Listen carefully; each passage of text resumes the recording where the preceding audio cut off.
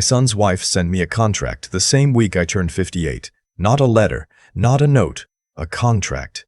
4 pages, printed with numbered clauses in the signature line at the bottom. I was standing in the driveway of their house in Naperville when she walked out and handed it to me through the driver's side window before I'd even gotten out of the car. My grandson Eli was somewhere inside. I could see the living room light on. I'd driven 90 minutes from Rockford in November traffic to take him to his first Chicago Blackhawks game, something I'd been planning for 2 months, something he'd been asking about since September. She said she'd been meaning to give me this for a while. Then she went back inside. My name is Leonard Cobb. I spent 33 years as a structural inspector for the state of Illinois, retired 2 years ago when my knees finally made the argument I couldn't ignore. I'm not a man who raises his voice. My ex-wife, Sandra, Eli's grandmother, who passed 3 years ago from a stroke she never fully recovered from, used to say I was the only person she knew who could disagree with someone without either of them realizing it was a disagreement. She meant it as a compliment. I think Sandra was the one who kept the family calendar. She remembered what Eli liked for breakfast when he stayed over, kept a drawer full of coloring books and those little animal crackers he went through like they were oxygen. After she died, I kept the drawer stocked. Felt like the least I could do. My son Derek and I had always been close in that quiet way that men in my family tend to be. Not a lot of long conversations, not a lot of declarations. But present, when he married his wife Simone 6 years ago, I told him I liked her, and I meant it. She was sharp and organized and clearly made him happy. I gave them space. Didn't visit without calling first. Didn't offer opinions on how they were raising Eli. When they bought a house outside Naperville and needed help with the down payment, I wrote them a check for $55,000, the bulk of what Sandra and I had saved from a small settlement after a car accident years before, money we'd set aside and never touched. I didn't think twice about it. That's what you do. I had no way of knowing that check would be the thing she used to build the case that I owed her something. It started slowly, the way these things do. The visits that used to be easy started needing more planning. I'd call to confirm and Simone would say they had something that weekend. Try next week. Next week would have something too. I started keeping a loose count, and then I stopped because the count was making me angry, and I didn't want to be angry. Derek would call me separately sometimes, and we'd talk about the Cubs or my knee or whatever was on the news, and he'd never mention that I hadn't seen Eli in 6 weeks. I told myself it was the rhythm of a busy family. They both worked. Eli had school and activities. Life gets full. Then Eli's birthday came in March, and I drove down with a gift, and Simone met me at the door and said he wasn't feeling well. Could I leave the gift on the porch? I stood there for a moment, looking past her into the hallway where I could hear the television. I left the gift. I drove home. I called Derek that night, and he said Eli really had been under the weather. He said it in the tone of a man who was repeating something he's been told to believe. The contract she handed me through the car window in November had a title. It said Family Coordination Agreement at the top in bold. I sat in the driveway and read it. The key points were as follows. Visits were to be scheduled no fewer than 10 days in advance with written confirmation. All gifts required pre-approval via email. No picking Eli up from school or activities without 48 hours written notice. No discussion with Eli of family financial matters, legal matters, or relationship history. Visits were capped at 3 hours unless extended by mutual agreement in writing. And at the bottom of page 3, a clause that I had to read twice to believe. A requested household support contribution of $600 per month. Described as a voluntary arrangement to support Eli's enrichment activities, to be paid to an account managed by Simone, $600 a month, to see my grandson. I sat in that driveway for a while, then I turned around and drove home. I called Derek the next day. He picked up on the second ring, which told me he'd been expecting my call. He started by saying that Simone had strong feelings about structure, about making sure visits were predictable and consistent for Eli, that this wasn't personal. I let him finish. Then I asked him one question. I said, "Did you read it?" He was quiet long enough that I had my answer. He said he'd been part of the conversations around it. I said that wasn't what I asked. We didn't talk for 2 weeks after that. I've got a neighbor named Arthur who retired from the Cook County Public Defender's Office after 30 years. We've been neighbors for 11 years. His wife makes tamales at Christmas and always leaves a plate on my porch. He's the kind of man who has seen enough of how families fall apart that he stopped being surprised by any of it a long time ago. I knocked on his door on a Saturday morning in December with 2 coffees from the gas station and told him what was happening. He listened without interrupting, which I've always admired about him. When I finished, he said, "You know, grandparents have legal standing in Illinois." I said I didn't know that. He said, "You might want to talk to someone who does this for a living." He gave me the name of a family law attorney in Rockford named Patricia Osei. He said she was methodical and didn't make promises she couldn't keep. I called her office on a Monday. Her paralegal called me back that afternoon and I had a phone consultation scheduled for Thursday. I want to be honest about that week between the call and the consultation because it mattered. I didn't sleep well. I'd lie in bed and think about Eli, who was 6 years old and had Sandra's habit of asking why about everything, who called me Grandpa Leo even though my name isn't Leo, just Leonard. And when I tried to correct him, once he looked at me with total patience and said I know.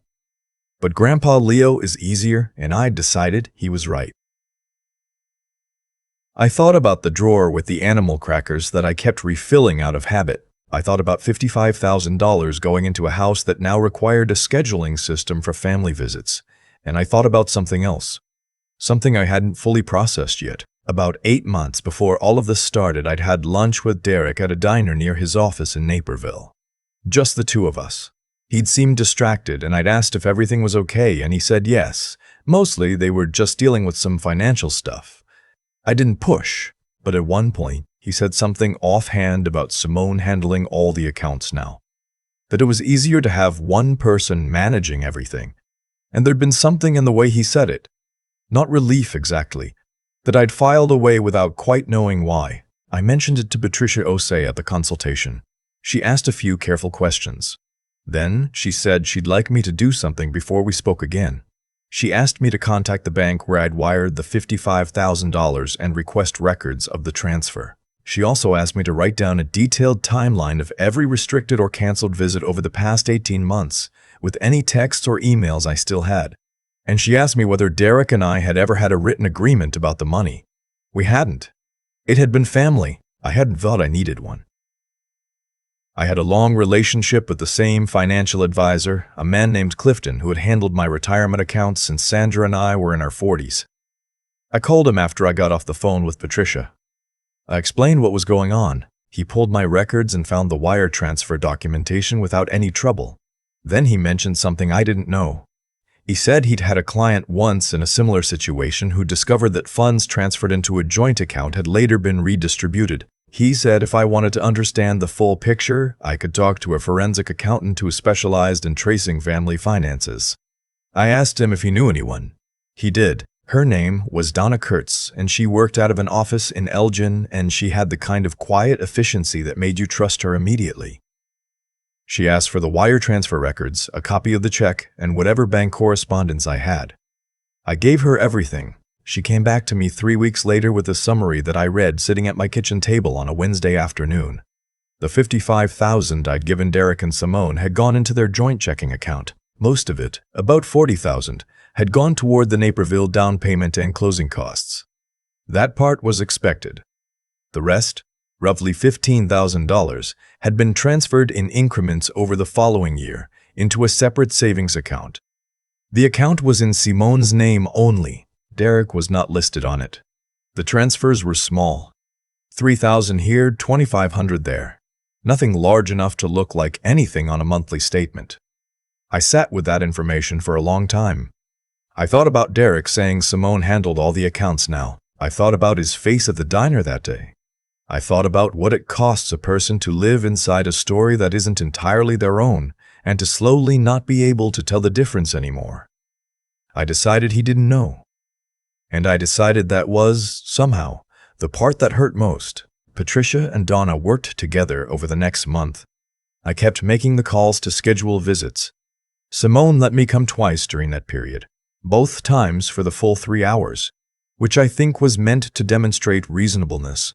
I sat on their living room floor with Eli, and we built a Lego set I brought, and he told me in great detail about every kid in his first grade class.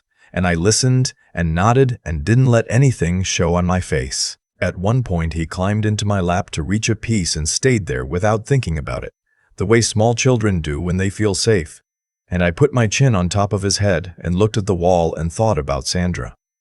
Patricia drafted 2 documents. The first was a demand letter under Illinois law, formally reclassifying the $55,000 transfer as a documented loan, supported by the evidence of how funds had been used, and requesting repayment. The letter cited the financial records Donna had compiled, the account in Simone's name, the incremental transfers.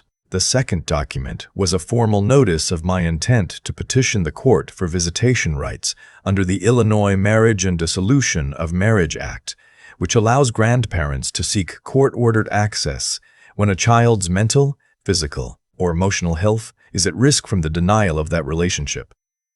She was careful with the language, not inflammatory, just precise. I put both letters in a manila envelope. I drove to Naperville on a Saturday in February. I texted Derek that morning and asked if I could stop by.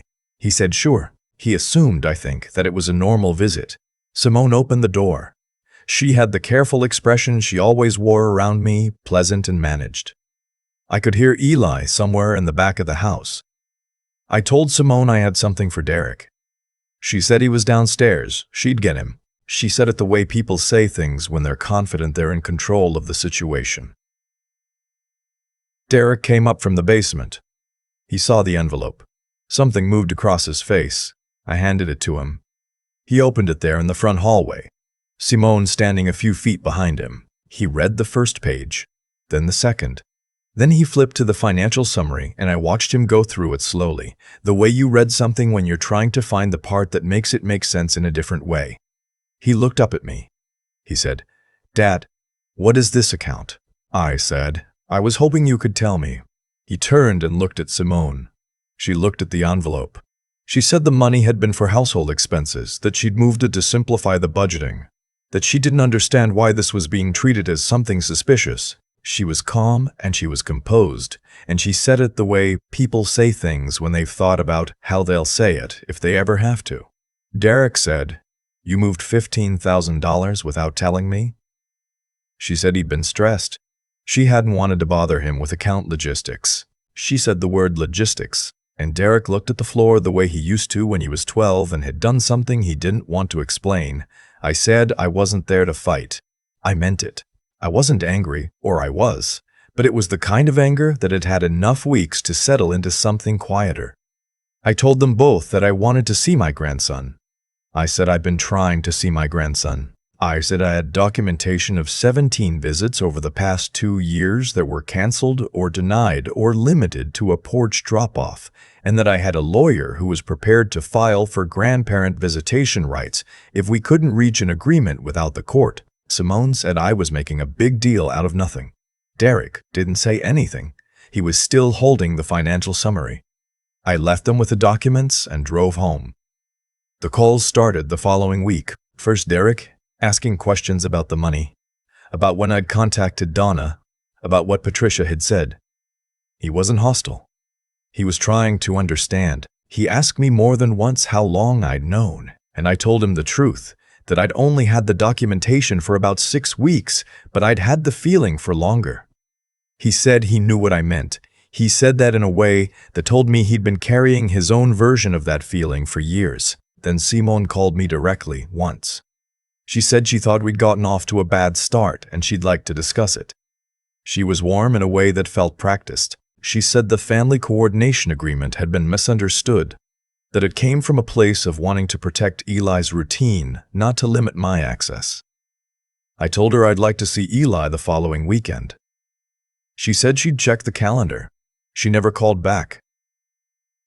Derek filed for divorce in April. I don't want to tell his story. That belongs to him.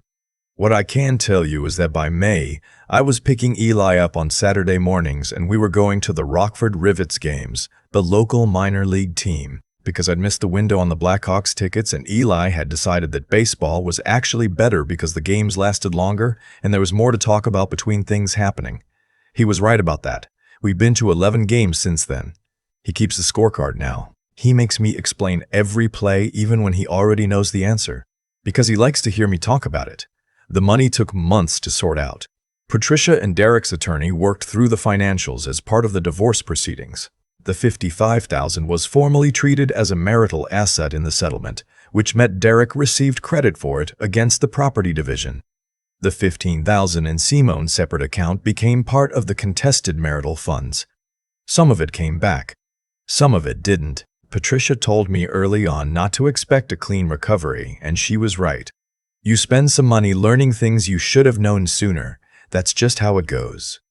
Simone moved to an apartment in Naperville. She has Eli on her scheduled weekends, and from everything Derek tells me, those weekends are fine. That she is a good mother, even if she was something else entirely as a daughter-in-law and as a wife. I'm not here to argue with that. People are complicated, and the way they treat the people who threaten them doesn't always reflect who they are in the rest of their lives. I say that because I want to be fair, and because I want to tell you the thing I actually learned from all of this, which is not about Simone. I learned about isolation, about how it works and how quiet it is, and how long a person can be inside it before they understand what's happening. What happened to me had a name. A pattern that family therapists call coercive control, where one person in a family system gradually manages and limits the relationships of everyone around them. The tool can be rules, can be money, can be access to children, can be any combination of the three, and a person on the receiving end, especially if there's someone who doesn't want conflict, who loves their family, who keeps making reasonable adjustments hoping the situation will stabilize. That person can absorb a very long time's worth of it before they recognize what it is. I'm telling you this because I watched myself absorb it for almost 2 years, and I was not unintelligent. I had not lived a naive life. I'd inspected load-bearing structures for 3 decades. I knew how to identify the places where things were close to failing, and I still didn't see it clearly until I was sitting in a car in a driveway reading a contract about my own grandchild. A few things I wish someone had told me. Document money you give to family members. Not because you don't trust them, because documentation protects everyone involved, including you and including the relationship itself. A simple letter stating the amount, whether it's a gift or a loan, and the purpose takes 20 minutes to write and can make the difference between a clean resolution and a 2-year legal process. I know that feels uncomfortable with people you love. It feels that way right up until the point where it matters. Know your rights as a grandparent. In Illinois, as in many states, grandparents have legal standing to petition courts for visitation when access to a grandchild is being unreasonably denied. This is not universally known. I didn't know it. A lot of people I've talked to since didn't know it. Laws vary by state, but the right exists in most of them, and it exists for a reason. Because the relationship between a grandparent and a grandchild is its own thing, and courts increasingly recognize that severing it without cause harm. And if you see someone in your family being quietly isolated, a parent being kept at a distance, a grandparent being managed out of a child's life, anyone being asked to follow rules that seem reasonable on the surface but add up to something that isn't, say something, not in a way that creates more fire. But say it. The person inside the situation often can't see the shape of it from where they're standing. They're too busy trying to follow the rules correctly. Last week, Eli found a caterpillar on the sidewalk outside my house and spent 45 minutes deciding whether to keep it. He named it first, Gerald, which is not a name I would have expected, and then built it a home in a shoebox with holes poked in the lid, and then stood in the yard watching clouds for a while and announced that Gerald would probably be happier outside. He put the box down in the garden and opened the lid and waited. He waited a long time. He asked me if I thought Gerald had a family out there somewhere. I said I thought he probably did. He said, "Good, that's good." And then he went inside for a snack like that was the end of a matter that had been fully resolved.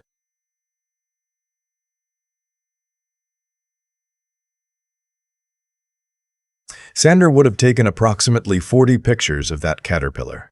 She would have texted every one of them to Derek with commentary. She would have called the whole thing a sign. She was always finding signs. I like to think she saw this one coming. I've thought a lot about what I could have done differently. That's what you do after something like this. You replay it, looking for the moment where a different choice would have led somewhere cleaner. But the honest answer is that I'm not sure I would have changed much, and not because I handled everything well. I made mistakes. I gave money without documentation because I thought love was enough of a record. I absorbed 2 years of restricted visits because I didn't want to be the grandfather who caused trouble. I watched the distance grow and told myself it was just the rhythm of a busy family. Those were not wise decisions. They came from a good place, but good intentions don't protect you from consequences. That's the thing nobody tells you about being a decent person. Decency without discernment is just a different kind of vulnerability. What changed everything wasn't anger. It was clarity. The night I sat at my kitchen table after reading Simone's contract, I wasn't furious. I was finally awake. And there's a difference. Fury makes you react. Clarity makes you think. I thought for 7 weeks before I put anything in a folder. I called Patricia. I called Clifton. I called Donna. I built a record. I was methodical the way my work had always required me to be. Not because I wanted to win something, but because I understood for the first time that I was in a situation that required evidence, not emotion. That's what I'd call the intelligence part of it. Not cleverness, just the willingness to slow down and understand what was actually happening instead of what I'd hoped was happening. Simone hadn't changed overnight. Looking back, the patterns were there from the beginning. The careful management of information, the way she positioned herself as the gatekeeper of every decision in that household. I hadn't seen it because I wasn't looking. And I wasn't looking because I trusted the people I loved. Trust is not the problem. Trust without attention is. The ethics of what I did, going to a lawyer, filing legal notice showing Derek the financial records, I've sat with that too. There are people who would say I should have had one more conversation first, tried harder to keep the peace. Maybe, but I'd had the quiet conversations. I'd been having them for 2 years, in every accommodating phone call and every visit where I said nothing about the rules that kept tightening. At some point, choosing peace over truth isn't kindness. It's just delay, and the people who get hurt by the delay are usually the ones who can least afford it. In this case, a 6-year-old boy who deserved to know his grandfather. Derek had to make hard decisions after the folder. He had to look at his own life and ask himself questions he'd been avoiding. That required courage of a kind I can't fully account for because it wasn't mine to do. But I watched him do it. And I think the thing that made it possible was that he finally had facts instead of feelings. The facts gave him something solid to stand on when everything else was shifting. What I know now is this. You can't build a real relationship on terms that were never fair.